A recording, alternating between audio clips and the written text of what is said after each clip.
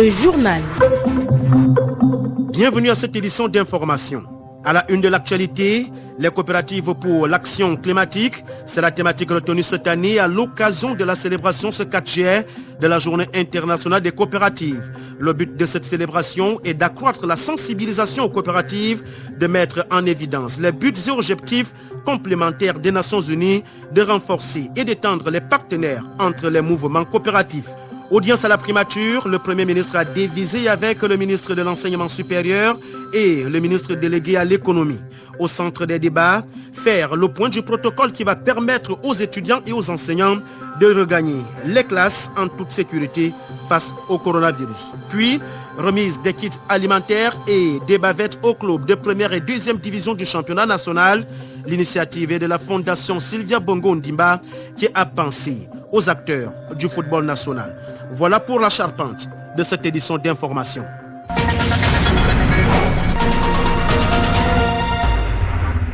En ouverture de ce journal, la Journée internationale des coopératives, une journée très importante pour le système des Nations Unies et l'Alliance pour les coopératives internationales placée sous le sceau de l'action climatique, choisie pour cadrer des objectifs de développement durable dans son point 13, intitulé « L'agriculture, élément pour répondre au réchauffement climatique ». Les détails avec Issa Steve Mefan.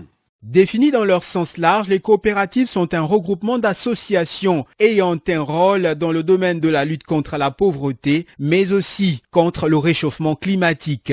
Allons comprendre qu'est-ce qu'une coopérative. Michel Ngandji, chargé du soutien et du suivi du programme terrain FAO. Pour se mettre en coopérative, il faut partager un objectif commun. Il faut être prêt à partager des risques. Comment la collaboration entre l'Organisation des Nations Unies pour l'alimentation et l'agriculture s'est-elle établie avec les coopératives locales durant cette période de pandémie de Covid-19?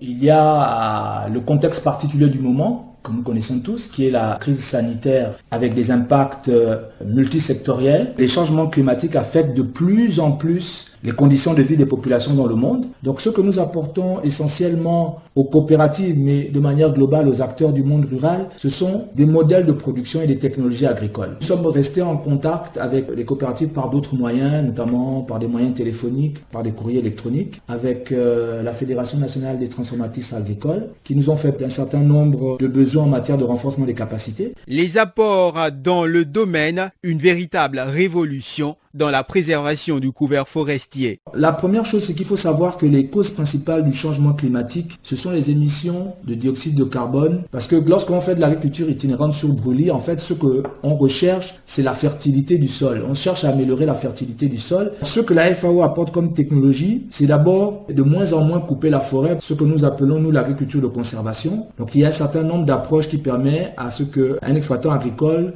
ne déboise pas la forêt complètement pour établir sa plantation. Une célébration voulue par les coopératives, notamment l'Alliance mondiale des coopératives internationales, en mettant en valeur le rôle des coopératives dans le secteur de l'emploi et de l'économie, des acteurs souvent négligés. Dans le même ordre d'idées, la pollution occasionnée par la prolifération des sacs plastiques et surtout par leur abandon au gré des vents et des courants menace fortement la biodiversité. Pour les experts, il suffit d'une seconde pour fabriquer un sac plastique qui sera utilisé en moyenne pendant 20 minutes et qui mettra entre 100 et 400 ans à se désagréger. Hamad Farlan Beni Vaka, dans ce reportage, nous dresse un bilan au niveau du Gabon. Comment lutter contre la prolifération des déchets, notamment les sacs plastiques, dans une capitale qui produit en moyenne 600 tonnes de déchets dont 50 à 70% sont composés de plastique par jour? La question est posée et comme élément de réponse, le coordonnateur national de l'Alliance panafricaine pour la justice climatique demande un réel programme de gestion durable des déchets plastiques. Fabrice Thiango. Vous savez que les déchets plastiques ont des impacts très négatifs sur les écosystèmes phoniques. Aujourd'hui, il faut voir comment réussir à donner une plus-value aux déchets plastiques. Vous savez, les déchets plastiques, il y a le côté déchets, mais on peut les revaloriser, on peut les recycler, on peut les réduire, donc la théorie des 3 R.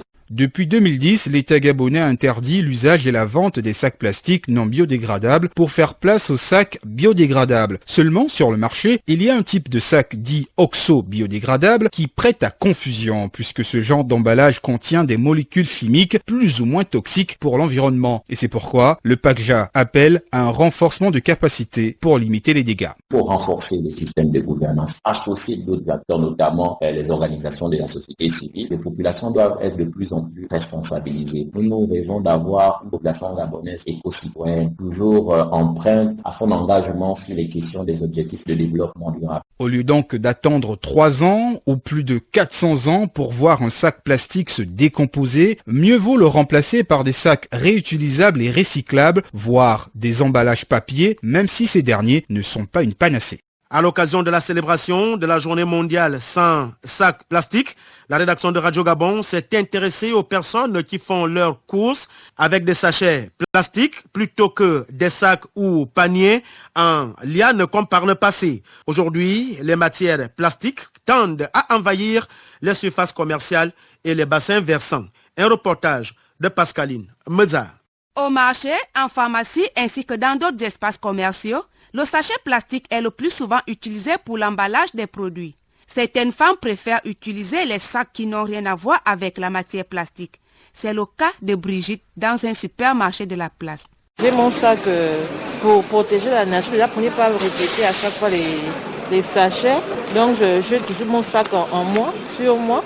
Et dès qu'on me sert, je le tiens dans le sachet pour préserver la nature, essayer de diminuer l'utilisation des sachets. D'autres personnes affirment que les sachets plastiques ou bouteilles plastiques, leur mauvaise gestion pourrait avoir de lourdes conséquences et optent plutôt pour l'usage des essences de nos forêts, en les valorisant pour coller à l'écologie. Si vous allez par exemple dans des exutoires de la ville, c'est-à-dire des sortes de ponts où les déchets solides viennent échouer, mais vous allez être incroyablement outré de constater que les bouteilles Anza ont colonisé la ville.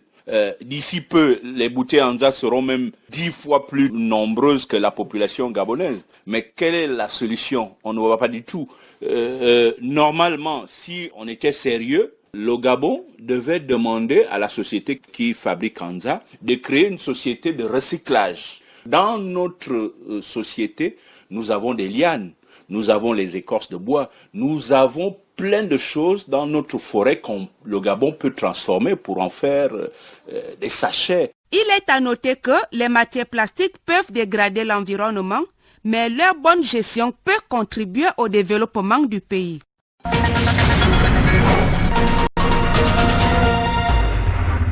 Le SINAM, syndicat national des agents de la marine marchande, demande la nullité du récent serment de leur directeur général et des autres agents. Il met également en garde les personnes qui tenteraient de détourner les ristournes 2016 et 2017 logées dans les comptes de la marine marchande au trésor public. Le SINAM l'a fait savoir au cours d'un point de presse tenu à Libreville. Plus de précisions avec Pierre-Désiré Mvelenam. 3 sujets d'actualité concernant la direction générale de la marine marchande ont constitué l'essentiel du point de presse du SINAM, le syndicat de cette administration publique. Le secrétaire général de ce syndicat, Ndongdong Elanka, a d'abord critiqué la prestation de serment du directeur général et des autres agents, la jugeant précipitée et injuste. Cette prestation subite pose le problème de sa légalité. C'est à ce titre que le syndicat national des agents de la marine marchande interpelle le ministre des Transports pour qu'il saisisse son collègue ministre de la Justice pour la nullité de ce serment. Ndongdong Elanka s'est ensuite réjoui des conclusions des travaux de négociation entre l'administration et le SINAM. Ces travaux ont été rendus publics à travers une séance de travail que présidait Monsieur le ministre pour un rendu global et explicatif des travaux. Il ressort de cette séance de travail l'engagement et le pragmatisme de Monsieur le ministre de faire bouger les choses au fin d'arrimer notre secteur maritime aux normes internationales et la restauration de l'autorité maritime au Gabon. Le secrétaire général du SINAM, tout en regrettant les interpellations de certains responsables de son administration dues à la gestion d'une ristourne de 2018, a enfin mis en garde contre toute velléité de détournement des inscriptions budgétaires de 2016 et 2017. Il y a eu aussi une ristourne, mais qui, elle existe. C'est la ristourne de 2016 et de 2017. De 2 milliards 252 millions logés au trésor public dans le compte numéro 4444-318. Le syndicat national des agents de la marine marchande met en garde toute personne mal intentionnée et dit ne laisser personne, quel que soit son rang et qualité, détourner cette somme d'argent qui doit servir. Le SINAM a par ailleurs sollicité son implication dans la mise en place du plan d'utilisation de cette somme. Le SINAPAP, syndicat national des professionnels de l'audiovisuel public, a tenu une assemblée générale à l'auditorium de la maison Georges Rahuri. Au centre des échanges, la mise en place d'une mutuelle et la question des primes de rendement au personnel. Écoutons ce sujet, Aminata Ondo, la présidente du SINAPAP, au micro d'Edgar Kaba. La mutuelle va être mise en place dans quelques jours. C'est une bonne avancée parce que nous avons trop de difficultés à tenir les deux bouts avec ce que nous connaissons comme corollaire de décès, de maladies, de privation. Donc une mutuelle dans notre maison est très nécessaire et pour que les choses aillent dans le sens de la transparence, nous avons souhaité discuter avec les partenaires pour qu'ensemble nous puissions trouver des solutions de fonctionnement de cette mutuelle. Et c'est ce qui a été fait. Et désormais, cette mutuelle va être mise en place. Tous ceux qui travaillent à Georges Rahuri, c'est-à-dire à la radio comme à la télévision, doivent souscrire à cette mutuelle et participer également à la vie de cette mutuelle. Donc nous allons avoir la participation de nos directions générales, mais également que chaque agent doit également aussi participer, c'est-à-dire cotiser. Le deuxième aspect, c'était un peu sur notre prime de rendement. Il faut dire que nous attendons la mise en place de cette commission. Nous avons la chance cette fois d'avoir un ministre qui est ouvert au dialogue. Il a bien compris notre détresse parce que la RAC venait un peu mettait un peu tout dans la confusion. Aujourd'hui, il va falloir sensibiliser ceux de Libreville et de l'intérieur du pays, de leur dire exactement ce pourquoi la RAC a été mis en place et par rapport à nos avantages liés à notre profession, c'est-à-dire les primes que nous attendons, vont être financées par nos ressources propres. Donc si ça doit être financé par les ressources propres, il faut que les responsables et les agents dialoguent. Il faut que tout soit fait dans la transparence. Dès que cela est acté, les deux directions générales sont prêtes à payer cette prime. Le saviez-vous ? Il existe des gestes simples à connaître pour empêcher la propagation du coronavirus. On les appelle les gestes barrières. Quels sont-ils ? Se laver fréquemment les mains avec un désinfectant à base d'alcool ou de l'eau et du savon. En cas de toux et d'éternuement, couvrez la bouche et le nez avec une coude fléchie ou un mouchoir. Jetez immédiatement le mouchoir et lavez-vous les mains. Évitez tout contact étroit avec une personne ayant de la fièvre et de la toux. Saluez sans se serrer la main. Évitez les embrassades. Nettoyez les objets et les surfaces souillées. Si vous présentez des symptômes de la grippe, fièvre, toux, éternuement, difficulté à respirer, ne vous rendez pas dans une structure sanitaire ou chez votre médecin traitant. Appelez le 1410. Le Premier ministre chef du gouvernement, Julien Kongobekale, a eu une séance de travail avec le ministre de l'Enseignement supérieur, Jean de Dieu Moukani Wangou, et le ministre délégué à l'économie, Pascal Osungu Dibangoy. Les participants ont fait le point du protocole qui va permettre aux étudiants et aux enseignants de regagner les salles de classe et les amphithéâtres en toute sécurité face à la pandémie du coronavirus. Le compte rendu avec vous, Gaël Bimba Okoko. Cette réunion était principalement consacrée à l'examen du budget mis à la disposition des universités et grandes écoles du Gabon dans le cadre de la reprise des activités pédagogiques. Jean de Dieu Moukani Wangou, ministre en charge de l'enseignement supérieur. Monsieur le Premier ministre, qui tient personnellement à superviser le processus de reprise des enseignements dans l'enseignement supérieur, a tenu à présider cette réunion et à inviter l'ensemble des acteurs impliqués dans sa mise en œuvre. La présence du ministre en charge du budget, du trésorier payeur général et du directeur général adjoint du budget montre bien que nous allons sur le territoire des moyens. C'est la preuve que l'État entend mobiliser les moyens nécessaires pour faire face aux charges. Ce sera une fois de plus progressif également. La manne qui va être repartie entre tous ces établissements du supérieur servirait à régler les questions de vacations et autres besoins que rencontrent nos universités et grandes écoles. Par ailleurs, puisque le protocole de reprise des cours a déjà été validé, le Premier ministre a instruit son collaborateur au respect des dates. Journée chargée pour le Premier ministre chef du gouvernement. Julien Kogbekale a également présidé une rencontre avec les responsables du comité technique de lutte contre la pandémie du Covid-19. Faire le point des finances allouées pour combattre le coronavirus au Gabon était au centre de leur entretien. Écoutons à ce sujet le ministre de la Santé, Max Limoukou. Monsieur le Premier ministre nous a convoqués pour que nous fassions le point par rapport à la lutte contre la Covid-19, notamment les dépenses qu'il y a eu à faire jusqu'à présent et ensuite ce qui reste à faire. Par rapport à ce qui reste à faire, il y a la communication et la sensibilisation qu'il faut continuer à faire. Il y a aussi l'hygiène et l'assainissement des lieux, notamment le marché, notamment les écoles, les amphithéâtres, puisque l'enseignement va reprendre, les lieux publics, et puis par rapport aux ouvertures des hôtels, il faut qu'on sache exactement ce qu'il faut faire par rapport à la réouverture de façon pratique. Tous ces éléments, nous les avons mis sur la table, et aussi par rapport à la lutte, nous avons eu à réquisitionner les différentes structures hôtelières. De façon pratique, nous avons vu comment il faut faire pour que ces structures rentrent dans leur compte. Nous faisons, c'est que nous prenons des précautions par rapport à la reprise des activités. Le ministre de la Santé, Max Limoukou, était au micro de Gaël Mbimbo Okoko. L'École nationale du cadastre et des sciences géographiques a servi de cadre à la cérémonie de remise des attestations de fin de formation sur la gestion des résultats au cadre du ministère des Transports, de l'Équipement, des Infrastructures et de l'Habitat, des mains du ministre Léon Armel Boundambalondi. Les détails avec Remou Savo. Madame Célestine Mbumba-Bwanga, je vous remets avec mes félicitations votre attestation de participation au module gare.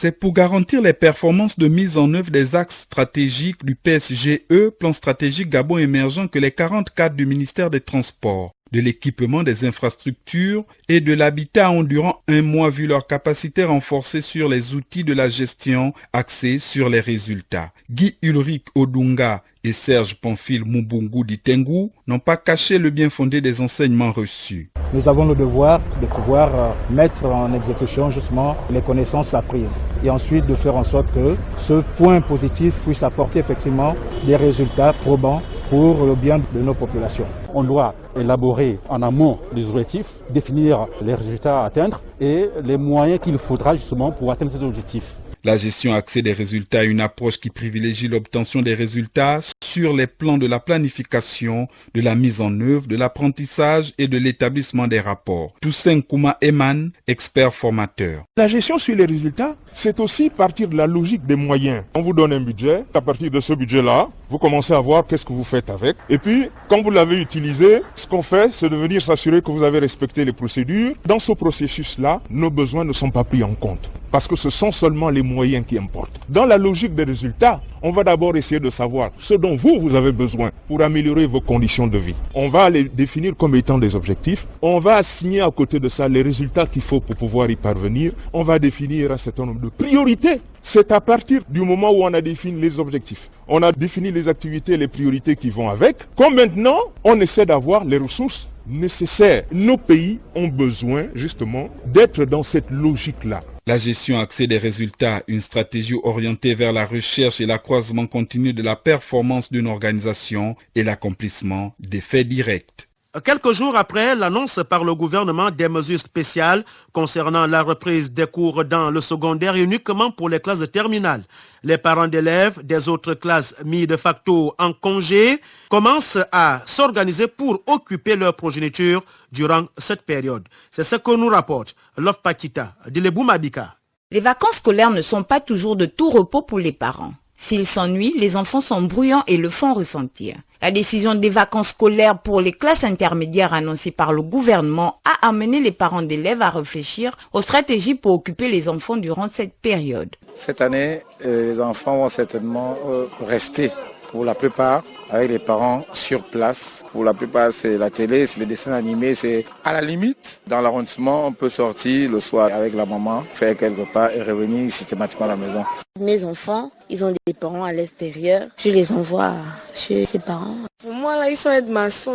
Ils construisent la maison. Ils tournent au béton s'il faut. Si certains parents ont déjà réfléchi à comment occuper ces bambins, pour d'autres, c'est encore le flou. Nous n'avons pas encore une idée précise. Pourquoi? Parce que nous sortons d'une situation un peu difficile. Les parents, en ce moment, sont un peu troublés. Beaucoup ont encore des idées par rapport à la maladie. Beaucoup ont peur d'exposer leurs enfants, en tout cas. En tant que parent, il y a de la réserve parce que est-ce que les vacances vont se passer comme par le passé? Est-ce qu'on va pouvoir envoyer les enfants, par exemple, au village auprès des parents? Je crois que beaucoup de parents auront du mal à le faire. Pour une autre tranche, en revanche, les cours de remise à niveau seront la priorité. Inutile donc de le laisser faire ce qu'il veut sous prétexte qu'il soit en vacances. Prendre un répétiteur pour faire les cours, pour pouvoir se rattraper. Une remise à niveau, parce que c'est pas vraiment tous les enfants qui ont bien travaillé, puisqu'ils n'ont pas vraiment appris cette année à cause du Covid-19. Ces vacances scolaires arrivées beaucoup plus tôt pour cause de Covid-19 permettront non seulement aux enfants de s'amuser, mais aussi de se cultiver et s'exercer pour la prochaine rentrée scolaire. Allègement des mesures gouvernementales dans le domaine des transports terrestres dans le cadre de la lutte contre la Covid-19. Un assouplissement qui est loin de satisfaire les agences de transport et les usagers. Le constat est fait ici à Libreville par Christelle et Anguedou. À la gare routière du PK8, les différentes agences de transport terrestre qui se trouvent procèdent à la réorganisation du travail quelques jours après l'annonce par le gouvernement de la reprise des activités dans le secteur. Idriss Moussa, chef d'exploitation d'une agence. La nouvelle a été salutaire dans la mesure où ça fait 3 mois que nous attendions cette décision gouvernementale. Finalement, la décision est tombée en date du 30 juin 2020. Et là, nous sommes en pleine préparatifs pour pouvoir accueillir des voitures clients qui vont remplir les conditions de voyage. Déjà, la délimitation du nombre de places, comme l'a inscrit le gouvernement, donc le coaster auparavant prenait 30 places. Donc, on a ramené cet effectif à 17 places, dans ce qui rentre dans la norme de la distanciation sociale au niveau de nos véhicules. Si Idriss Moussa salue la mesure prise par le gouvernement, Nguema, chauffeur de la ligne Libreville-Chibanga, n'est pas de cet avis. Par rapport à la mesure prise par le gouvernement, elle n'est pas bonne. Tout simplement, ils sont arrivés. Hier, nous étions à la phase de laisser passer. Et aujourd'hui, on nous demande de faire le test.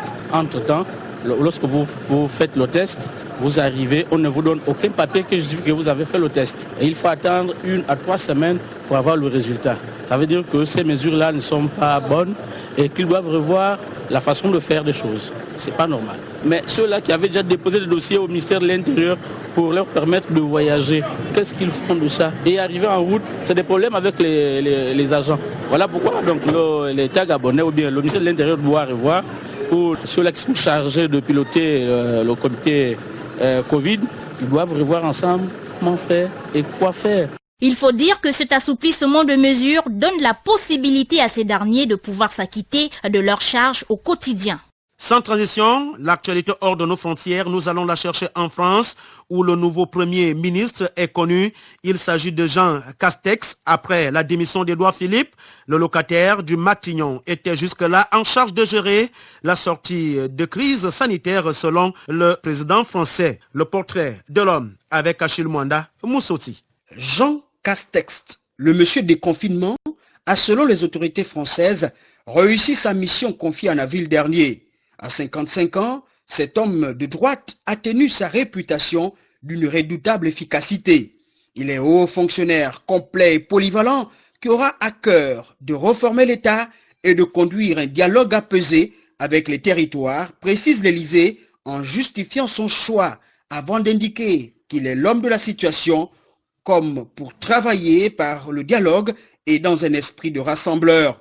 Grand connaisseur du secteur hospitalier, un dossier phare de la fin du quinquennat, comme des arcanes de l'administration, Jean Castex a l'avantage d'avoir un profil à la fois technique et politique. Il est issu de la Cour des comptes. Il faut dire que l'ex-collaborateur de Nicolas Sarkozy est maire du parti Les Républicains de Prades, dans les Pyrénées-Orientales depuis 2008. Il est délégué aux Jeux Olympiques de 2024. Le nouveau Premier ministre français devrait composer l'équipe gouvernementale avant mercredi prochain, date prévue du prochain Conseil des ministres, selon l'entourage du président Emmanuel Macron.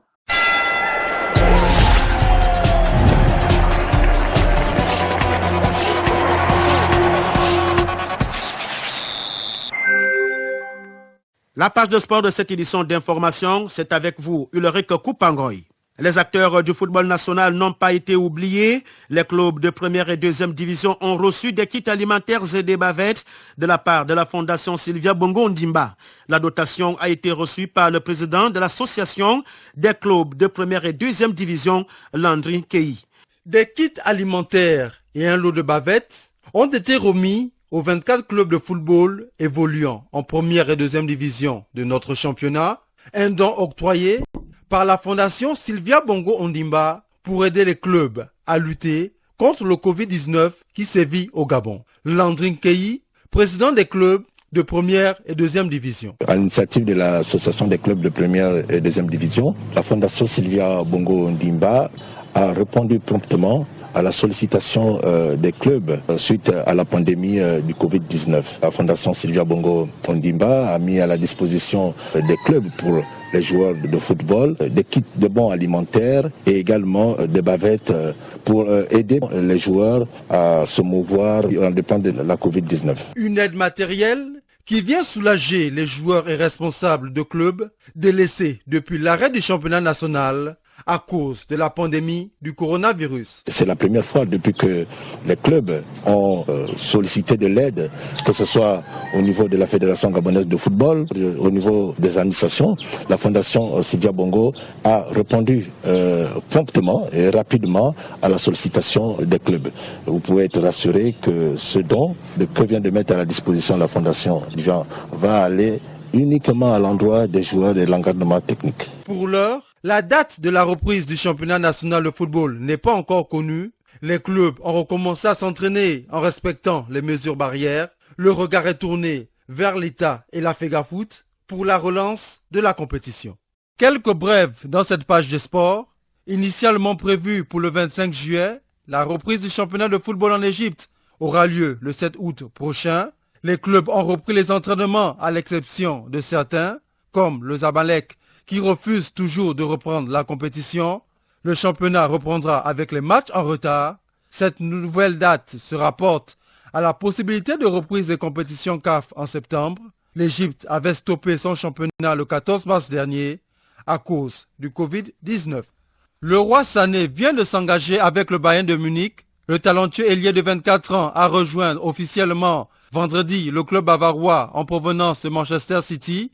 Un recrutement ambitieux qui doit permettre aux champions d'Allemagne de renforcer son effectif pour reconquérir l'Europe. L'international allemand a signé un contrat de 5 ans jusqu'au 30 juin 2025. Le club bavarois n'a pas précisé le montant du transfert. Et puis, rien ne va plus au FC Barcelone. Lionel Messi voudrait quitter le club catalan à la fin du contrat en 2021, alors qu'il était en pleine négociation avec son club pour une prolongation de contrat. La Pulga aurait subitement décidé d'y mettre fin. L'attaquant argentin est lassé des difficultés de Barcelone, mais aussi des rumeurs à son sujet. Une nouvelle qui réjouit les grands clubs européens qui souhaitent s'attacher ses services. Enfin, la 30e journée du championnat turc de football, saison 2019-2020, se dispute ce week-end avec de belles affiches au programme. Denizlispor affronte Gaziantep. Ankarazougou reçoit Alianaspor. Yeni Malatyaspor accueille Kengler Birlegi. Antalyaspor est aux prises avec Istanbul Başakşehir. Fenerbahçe est confronté à Göztepe d'André Biogopoko. Kassim Passa reçoit Sivasspor où évolue Aaron Apinangoy. Galatasaray de Mario Lemina affronte Trabzonspor. Konyaspor accueille Rizespor. Et Kayserispor affronte Beşiktaş. Notons qu'Istanbul Başakşehir est actuellement leader du championnat avec 60 points. Merci Ulrich Koupangoy pour ces nouvelles de sport. Le rappel des principales articulations qui ont constitué cette édition d'information. Les coopératives pour l'action climatique, c'est la thématique retenue cette année à l'occasion de la célébration ce 4 juillet de la Journée internationale des coopératives. Le but de cette célébration est d'accroître la sensibilisation aux coopératives, de mettre en évidence les buts et objectifs complémentaires des Nations Unies, de renforcer et d'étendre les partenaires entre les mouvements coopératifs. Audience à la primature, le Premier ministre a divisé avec le ministre de l'Enseignement supérieur et le ministre délégué à l'économie. Au centre des débats, faire le point du protocole qui va permettre aux étudiants et aux enseignants de regagner les classes en toute sécurité face au coronavirus. Puis, remise des kits et bavettes au club de première et deuxième division du championnat national. L'initiative est de la Fondation Sylvia Bongo Ondimba qui a pensé aux acteurs du football national. Auditeurs de Radio Gabon, cette édition d'information arrive à son terme. Réalisée par toute l'équipe de la rédaction de Radio Gabon, à la technique Julien Makita et Shelly Manea. La page de sport portait la griffe d'Ulrich Koupangoy. Je suis Fabien Guillaume Kimbele. Merci d'avoir écouté le journal et respecté les mesures barrières.